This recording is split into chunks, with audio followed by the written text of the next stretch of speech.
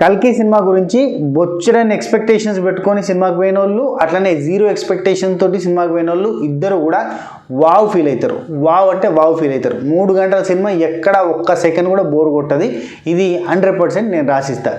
మీకు అసలే scientific sci-fi సినిమాలు ఇష్టం లేదు, యాక్షన్ ఓరియంటెడ్ సినిమాలు ఇష్టం లేదు, ఈ పురాణాలు మహాభారతాలకు సంబంధించిన సినిమాలు ఇష్టం లేదన్నా కానీ హ్యాపీ ఫీల్ అవుతారు. ఎందుకంటే సినిమా వర్త్ అంత వర్త్ ఉంది. నేను 3Dలో చూసిన బై 3Dలో చూడొచ్చా అంటే చాలా సినిమాలు 3Dలో మంచిగా ఉంటాయి, 2Dలో బాగుంటాయి. ఈ సినిమా 3Dలో చూడొచ్చు, బాగున్నది. అండ్ 2Dలో కూడా చూసి వస్తాను. నేను మధ్యాహ్నం 2Dకి బుక్ చేసుకున్నా. 2Dలో కూడా చూసి వచ్చి 2Dలో ఎట్లుందో కూడా చెప్తా.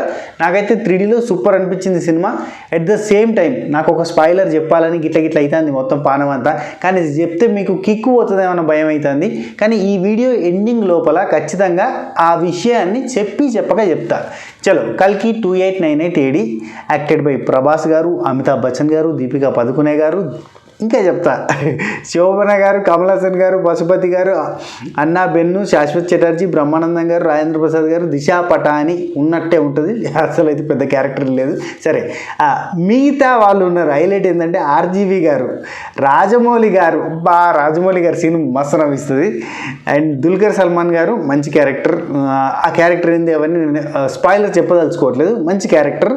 మృణాల్ ఠాకూర్ ఇంచుమించు దీపికా పదుకునే గారి ఈక్వలెంట్ క్యారెక్టర్ లాగా అనిపిస్తుంది, కానీ అది కంటిన్యూ కాదు. అండ్ మాలవిక నాయర్ గారు, అది మనం గ్లిమ్స్లో ట్రైలర్లో చూసినాం కదా, ఓకే. అండ్ విజయ్ దేవరకొండ, వీడి rowdy boys. Vijay Devarakonda fans, Vijay Devarakonda గారిది ఒక మంచి రోల్ ఆల్రెడీ మనం బాగా డిస్కస్ చేసినాం. అర్జున్ రెడ్డి అర్జునుడిగా చేసిండు అనమాట, చాలా బాగా అనిపించింది. అండ్ అశ్వత్థామ లాంటి పురాణ పురుషుణ్ణి ఎదుర్కోవాలి అని అంటే అంతే సత్తా ఉన్న ఒక పర్సన్ అయితేనే ఎదుర్కోగలుగుతాడు. అశ్వత్థామ 6 ఎత్తుకొని కింద పడేస్తాడు. అంటే అమితాబ్ బచ్చన్ గారు 6 ఎత్తుకొని కింద పడేస్తున్నాడు, చూసినాం కదా మన ట్రైలర్లో. సినిమాలో అంతకుమించి దేన్నైనా ఆపగలుగుతారు. భైరవ వెహికల్ని అయితే ఒక కాలుతో తొక్కితే తుక్కు అవుతుంది. అంత కెపాసిటీ ఉన్న పర్సన్ని అడ్డుకోగలుగుతుండు భైరవ అంటే. భైరవాది ఒక ఇంపార్టెంట్ క్యారెక్టర్ ఉండాలి కదా. ఎస్, నేను ఇక చెప్పకనే చెప్తున్నా. భైరవ ఆల్సో పురాణ పురుషుడు ఫ్రమ్ ద మహాభారతం. సినిమా చూడరబ్బా, నేను అది రివీల్ చేయదలుచుకోవట్లేదు. చాలా మంచి రాసుకున్నారబ్బా నాగేశ్విన్ గారు. ఏం స్క్రిప్ట్ రాసుకున్నారంటే క్లైమాక్స్లో కూడా మనకి వావ్ ఫీల్. అంటే సినిమా అంతా అరుచుకుంటాం చూడం, కానీ కొన్ని మూమెంట్స్ ఉంటాయి అంత సైలెంట్గా ఇన్వాల్వ్ అయిపోయారు సినిమాలో. థియేటర్లో అందరూ కూడా ఇన్వాల్వ్ అయిపోయి చూస్తున్నారు. ప్రతి ఒక్కరు కూడా మంచిగుందిగా సినిమా అనుకుంటూనే బయటకు వెళ్ళారు. అండ్ ఒక్క మైనస్ ఉంది, ఒకే ఒక మైనస్. నాకు మ్యూజిక్ ఎందుకు ఎక్కలేదబ్బా. పాటలు అయితే అస్సలు బాగాలేవు అనిపించినాయి. అంటే అవన్నీ కూడా పెద్దగా డ్యూయట్ల లెక్క కాదు, కానీ బ్యాక్గ్రౌండ్లో వచ్చే సాంగ్స్ అయినా కానీ అంత మంచిగా అనిపించలేదు.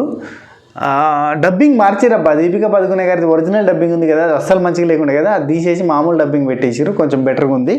అండ్ ఒక్క సాంగ్ అస్సలు బాగాలేదు. కాంప్లెక్స్ చూపించేటప్పుడు ఉన్న ఓ సాంగ్ ఉంది, ఆ సాంగ్ అస్సలు మంచిగా లేదు. కాకపోతే అది ఇంపార్టెంట్. అంటే ఆ సీన్లన్నీ అంటే ప్రభాస్ అంటే భైరవ అనే క్యారెక్టరు అక్కడికి పోతాడు, కాంప్లెక్స్ చూస్తాడు అనేదంతా కూడా మనకి చూపించాలి. కాబట్టి ఆ కాంప్లెక్స్ ఏంది, కథ ఏంది, కార్ఖాన్ ఏందో చూపించాలి అన్న పాయింట్ తోటి మనకి ఆ కాంప్లెక్స్ అక్కడ ఒక చిన్న సాంగ్ పెట్టారు, కానీ అదంతా పెద్ద కిక్ అనిపించలేదు నాకు. ఆ సాంగ్ నాకు నచ్చలేదు. అండ్ మ్యూజిక్ కూడా కొన్ని జాగాల్లో ఏమనిపించిందంటే, ఆ మాధవ సాంగ్ విన్నాం కదా మనం టీజర్లో, అది మనకి స్టార్టింగ్లోనే వచ్చేస్తుంది. ఆ సాంగ్ కానీ ఇంకా ఏదైనా కానీ అంత మంచిగా లేదు మ్యూజిక్. మనకి ఒక్క పాయింట్ చెప్పాలంటే, ఈవెన్ బుజ్జి వెహికల్ ఇంట్రడక్షన్స్ అనేది ఎట్లుంటుంది చెప్పారు. బిగ్ బాస్కి సంబంధించిన బీజేఎం లేకుండదు ఆ టైప్లో. సంతోష్ నారాయణ్ గారు మనసు పెట్టి చేయలేదు, మ్యూజిక్ చేతులు పెట్టి చేసేసిరేమో అన్న ఫీలింగ్ వచ్చింది. ఒక మ్యూజిక్ అంటే బీజిఎంలలో మళ్ళీ కొద్దిగా పర్లేదు అనిపిస్తుంది, కానీ మ్యూజిక్ ఒకటి డౌను. కానీ ప్రభాస్ అన్న క్యారెక్టర్ కానీ, మహాభారతంలో ఒక క్యారెక్టర్ ఉంటుంది, ఆ క్యారెక్టర్ మంచి సైడ్ ఉండాలి కానీ చెడు సైడ్ ఉంటుంది, కానీ మంచివాడే కానీ చెడు సైడ్ ఉంటాడు. సేమ్ క్యారెక్టర్ మంచోడే కానీ చెడు సైడ్ ఉంటాడు. ఎందుకు ఉంటాడు ఏందనేది క్లైమాక్స్లో కానీ రివీల్ అవుతుంది. అండ్ ఈవెన్ 3 గంటల సినిమా అండ్ ఒక అర్ధగంట యానిమేటెడ్ సిరీస్ తీసినా కానీ సినిమాకి సంబంధించిన ఫుటేజ్ సరిపోదు. అంటే సినిమాని ఇంకా పూర్తిగా చూపించాలని సరిపోదు. అండ్ ఇంతవరకు కూడా సినిమాలో కల్కి లేడు. అసలు కల్కి క్యారెక్టర్ ఎవరు ఉంటారు నెక్స్ట్ అనేది పెద్ద క్వశ్చన్ మార్క్ అబ్బా నాకు. అండ్ నెక్స్ట్ సినిమాకి ఆల్రెడీ అనౌన్స్మెంట్ అయిపోయింది, ఇది సినిమాటిక్ యూనివర్సు. కల్కి ఇంకా పుట్టనే లేదు, కల్కి పుట్టాలి కదా, పుట్టాలని ఇంకో సినిమా రావాలి. అండ్ అప్పుడు ఇంకెత్తుంటుందో మజా అనిపించింది అబ్బా సినిమా అయితే. అమితాబ్ బచ్చన్ గారి క్యారెక్టర్ అదిరిపోయింది, సూపర్ ఉంది. నేను రేటింగ్ ఎప్పుడు ఇయ్యే సినిమాలకు, కానీ నేనైతే 5/5 ఇయ్యలేను, 5/4.5 ఇస్తాను. ఎందుకంటే అంటే ఒక 5 అనుకుంటే, నేను అంత తోపు కానీ కాదు రేటింగ్లు ఇచ్చినాక కానీ చెప్తున్నా. ఆ 0.5 కూడా ఏంటంటే కొన్ని చిన్న మిస్టేక్లు ఉన్నాయి, వాటి కోసం అనుకోవాలి. అండ్ ఎక్కడ బోర్ కొట్టదు అబ్బా సినిమా, బోర్ కొట్టది, మంచిగా అనిపిస్తుంది, కొత్తగా అనిపిస్తుంది, వెరైటీగా అనిపిస్తుంది. ప్రతి క్యారెక్టర్, ఇప్పుడు శోభన గారి క్యారెక్టర్ ఉంటుంది కదా, అది కూడా ఒకానొక టైంలో అప్పటిదాకా సాఫ్ట్గా కనిపించి సడన్గా ఒకానొక టైంలో యుద్ధం సీన్ ఉంటుంది, ఆమె ఇట్లా చేస్తుంటే భలే అనిపిస్తుంది అన్నట్టు, ఒక goose bumps moments. Deepika Padukone గారి క్యారెక్టర్ అదే. ఓవరాల్గా సినిమా అంతా ఒక్క ఇంటర్వెల్ బ్యాంగ్లో దీపికా పదుకొనే గారిది సీన్ ఉంటుంది, నెక్స్ట్ లెవెల్. మంటలకి వెళ్ళి ఇట్లా నడుచుకుంటూ వస్తూ ఉంటే ఆమె బట్టలు ఇట్లా కాలిపోతూ ఉంటాయి, ఆ సీన్లో ఇట్లా వస్తూ ఉంటుంది, ప్రెగ్నెంట్ ఉమెన్ ఇట్లా పట్టుకొని వస్తుంది, ఆ సీన్ అయితే ఖతర్నాక్ అనిపిస్తుంది అబ్బా. ఆ ఇంటర్వెల్ బ్యాంగ్ కూడా ఎక్సలెంట్గా ప్లాన్ చేసారు. అటు అమితాబ్ బచ్చన్ గారి క్యారెక్టర్ నార్మల్ అయిపోతూ ఉండడం, ప్రభాస్ క్యారెక్టర్ ఇటు మౌంటీ కోసం రెడీ అవ్వడం, అట్లా మొత్తం 3 సీన్లు కలిపి ఇట్లా అందరూ ఇట్లా రెడీ అన్నట్టుగా వస్తూ ఉంటారు. ఇటు దీపికా పదుకొనే గారు మంటల్లోంచి బయటకి ఇట్లా రావడం మామూలుగా ఉండదు.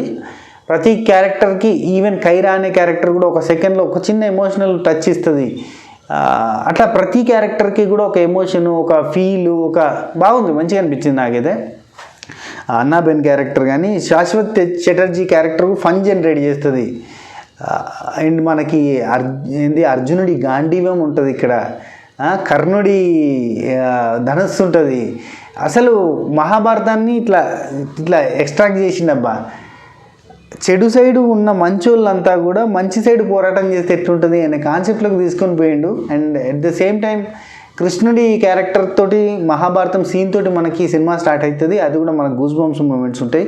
అండ్ అమితాబ్ బచ్చన్ గారికి అయితే లిటరల్లీ సినిమాలో 2 హీరోలు, ఒకరు అమితాబ్ బచ్చన్, ఇంకొకరు ప్రభాస్ అన్న, ఇద్దరు కూడా హీరోలే అంతే. నెక్స్ట్ లెవెల్ అమితాబ్ బచ్చన్ గారి మీద నడుస్తుంది ఈ ఫస్ట్ పార్ట్ ఆఫ్ ద కల్కి సినిమా.